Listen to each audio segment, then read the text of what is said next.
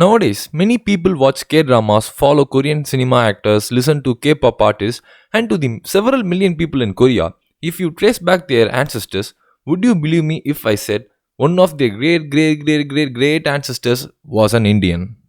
You might wonder what is he saying, who is that, is that even true? Some of you might already know this, but I believe most of the people are still unaware of it. This episode is about an Indian royal descendant who traveled to Korea, became a queen, and ruled their land. This might be shocking to many, and some might even feel angry, but let's explore the story first before jumping into conclusions. Hi, hello, welcome. I'm your Harish. This is VOV, Voice of Vaigai, Tales of a Boy from Madurai.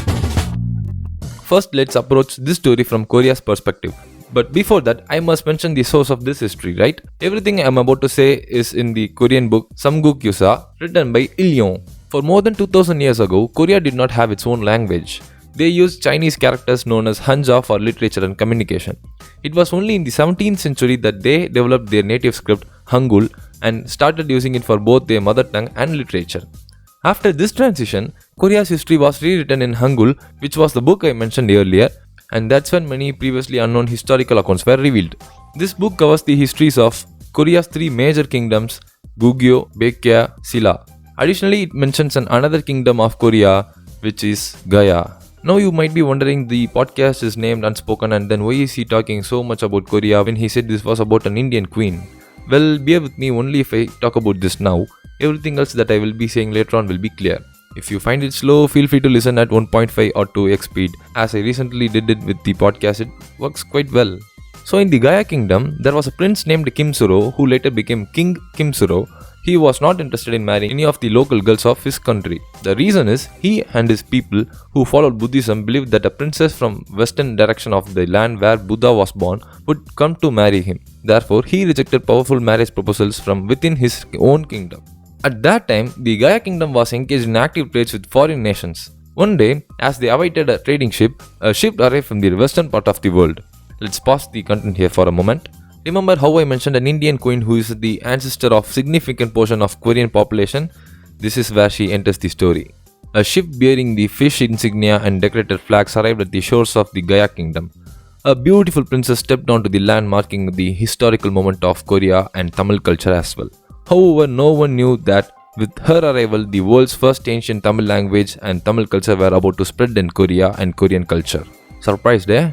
This is not just an Indian history. It is a Tamil history which we should be proud of, but has been erased and hidden from us. I will explain why it was erased, but first, let's complete the story.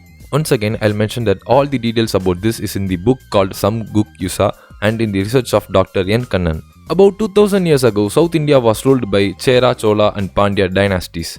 Within the Pandya kingdom, there were many smaller kingdoms called Citrarasu. One such kingdom was Ay Nadu, which also known as Ay Nadu, which extended from present-day Trivandrum to Kanyakumari. To strengthen trade relations, royal families sometimes do exchange brides through marriage. In this way, Princess Sempavalam from Ay Nadu, along with several Tamil people and wealth, was sent to Korea by ship.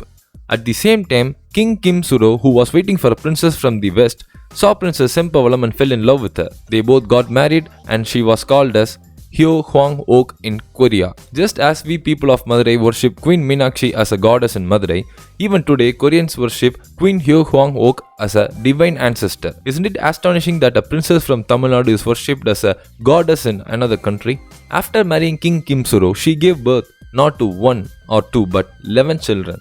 Like a dialogue from a Tamil movie where a goat gives birth to 4 kids, those 4 gives birth to 40 and those 40 gives birth to 400. Today in Korea, the descendants of Heo Hwang-ok include people with surnames like Kim, Lee and Heo, totaling over 8 million people. That's a pretty big number, isn't it?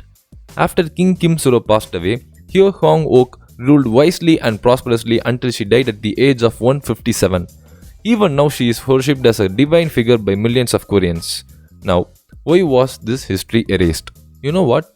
There is a memorial for Queen Heo Hwang-ok in India. Do you know where? It is in Ayodhya, Uttar Pradesh on the banks of Sarayu river. You might all wonder why is this memorial of a Tamil queen is in Ayodhya. Let me explain. During the tenure of South Korea's First Lady Kim Jong-suk from 2017 to 2022, she traveled to India in search of her ancestral roots. However, instead of Ay Nadu, They mistakenly identified Ayodhya as Heo Hwang-ok's origin simply because of the similarity in names. They also noted the fish insignia used in Ayodhya, which came into use just 200 years back, and concluded that Queen Heo Hwang-ok came from Ayodhya.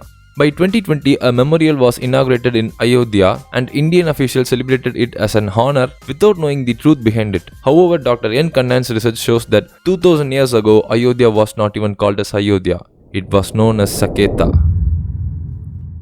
But we South Indians know who is associated with the fish insignia, don't we? The only Ay Nadu recorded in the Indian history is the Pandya's kingdom Ay Nadu in Tamil Nadu. Even those who watch K-dramas might recognize that over 1,000 Korean words have Tamil origins with the same meanings but slightly different pronunciations. There are also some cultural similarities between Korea and Tamil Nadu. There is so much evidence to prove this, yet the Tamil history has been misrepresented and was being celebrated by some other people.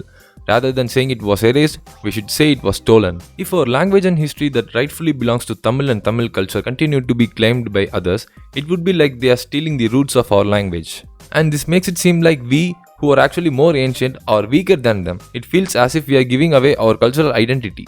To make this clearer, let me give an example. Imagine someone claiming that Rajaraja Chola and the temples he built belongs to another culture. Imagine someone saying Tamil is originated from Sanskrit. Imagine someone saying Murugan is a North India deity. Would you accept all? No, right? This is no different. It is a historical theft that should anger us just as much. If we lose our identity and start looking up to other cultures more than our own, the risk of losing our own culture increases. North Indians proudly own their history and no one's gonna dispute it. But when our culture and heritages are taken by others, it's like someone's telling you that you are not your father's own son. Sorry if I got a bit emotional, but this means a lot. This is the truth. I have already spoken about Unspoken Tamil history in previous season's episode. This is another lost history that I am bringing to light in Unspoken 2 in this season. We don't know how much more such historical truths have been hidden or stolen. Scholars like Professor Devanayagam and Dr. N. Kannan are working to uncover them. Finally, as I always say in my informative episodes, I don't know how many people will hear this podcast, but I am speaking out of sense of duty and frustration because people deserve to know this part of Tamil history. So that's it for today. I'll see you in the next episode. Until then, bye from Harish.